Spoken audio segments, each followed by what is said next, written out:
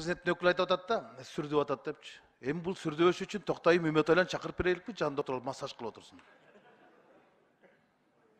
Эми ушул сүрдөгөндүкпү, мындай жөнөкөй эле суроо берип атат да, мынагу 9-беренеге жазып алыптыр да. Министрлер кабинетинин мүчөсү мамлекеттик сыйлыгы бар болсо, камакка алынышы мүмкүн эмес депчи. Бул не деген? Түркөйлүк.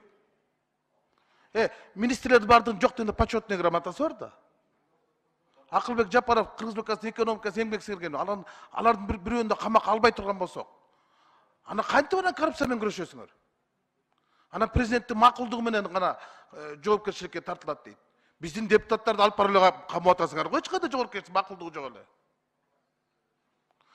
Биротоло анда министрлер кабинетин кызыл китепке эле киргизип койбойокпу? Сейрек кездешүүчү жаныбарлардын жанына жазып койбойокпу? Сейрек кездешүүчү адамдар деп.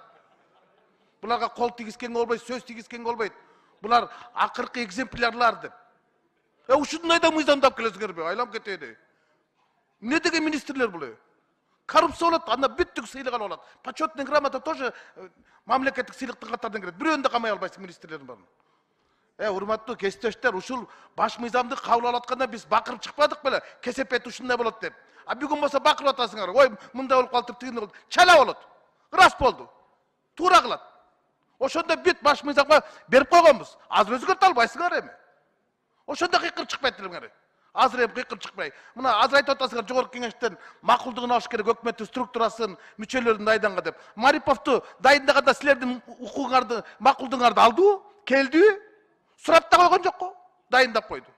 Каалаган кезде эски мыйзам, баш мыйзам, каалаган кезде жаңы баш мыйзамды издеп башаламан болуп атпайбы? Но мыйзамыңарды алып кеткиле, болбойт. Болбойт мунуңар. Не деген мыйзам бул? Башка кишилер окубасын, күлөт башка жагы менен.